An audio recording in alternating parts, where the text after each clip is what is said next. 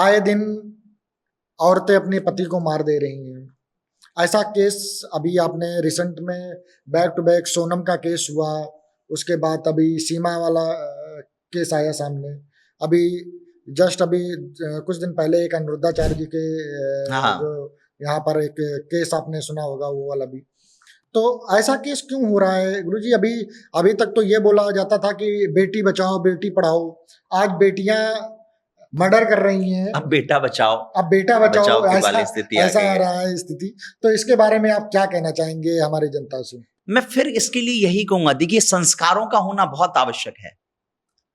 अगर वो लड़की सोनम, उसमें अगर संस्कार दिए गए होते सही से, तो भैया उस पे किसी ने बंदूक रखे, मैंने देखा विवाह में कि उसको किसी ने बंदूक नहीं लगाया था। अगर उसको नहीं विवाह करना था तो उसको स्पष्ट मना कर देना चाहिए था।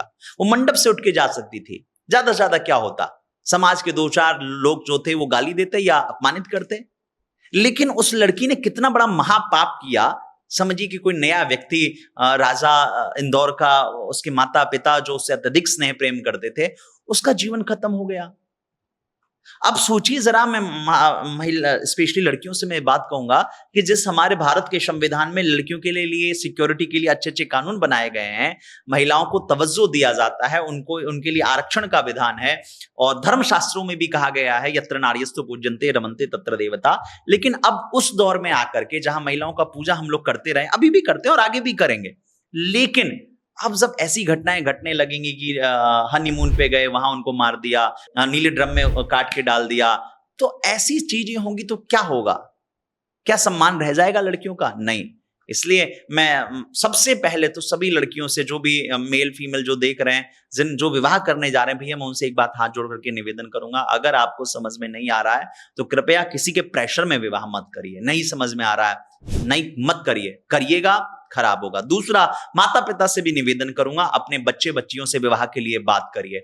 अगर उनको नहीं समझ में है तो मत करिए। ऐसा करके आप अपनी इज्जत बचाने के लिए 2-2 परिवारों को उजाड़ देंगे। 2-2 परिवार छोड़िए, आप स्वयं भी उजड़ जाएंगे, इसलिए ऐसा मत करिए। लेकिन इन सब के बीच में अब आप समझिए, जहां संस्कार होगा, जहां कर्तव्य का ज्ञान होगा, जहां प्रेम का मतलब क्या है, कर्तव्य, दया, दान, त्याग, जहां ये ज्ञान होगा, वहां कोई कैसे कर सकता है? क्या प्रेमी आदमी कभी किसी का मर्डर कर सकता है? हाथ कांपेगा, नहीं कर पाएगा।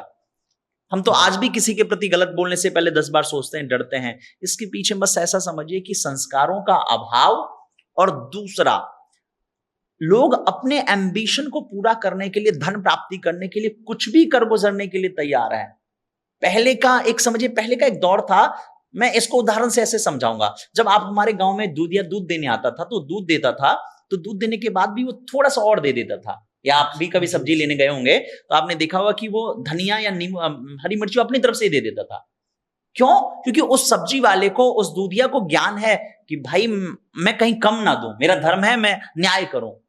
तो समझिए ये जो ज्ञान है, अब आज के समय में क्या हो रहा है, अब लोग कम देने लगे हैं, मतलब वो कटौती करने लगे हैं। तो भैया संस्कार अगर होगा तो ऐसी घटनाएं नहीं घटेंगे। इसलिए संस्कार दीजिए, अपने रूट से जोड़िए, अपने कल्चर से जोड़िए, और सही डिसीजन लीजिए। और याद रखिएगा, समझाइएगा, जो उनके भाग्य में है वो कोई छीन नहीं सकता, और जो जबरदस्ती प्राप्त करना चाहते हैं तो उनके पास जो होता है वो भी चला जाता है। इसलिए एम्बिशन को इतना बड़ा मत बनाइए कि जिस एम्बिशन के लिए किसी का मर्डर करना पड़े, जहां जमीर बेचना पड़े। ये कहीं से भी गलत है। मेरा मानना है कि इसके पीछे एक बड़ी वजह यह भी है कि हम सब लोग कहीं ना कहीं अध्यात्म से विमुख हो रहे हैं, धर्म से विमुख हो रहे हैं, कर्तव्य से विमुख हो रहे हैं, इसलिए ऐसी घटना घट रही है। और इस घटना का मैं पूरी तरीके से निंदा करता हूं, और सबसे आग्रह करूंगा, कृपया इस घटनाओं से सीख लें और समाज में सही दिशा मिले। इसके लिए इन विषयों पे अवश्य चर्चा करें, विवाह से पूर्व जरूर बात करें।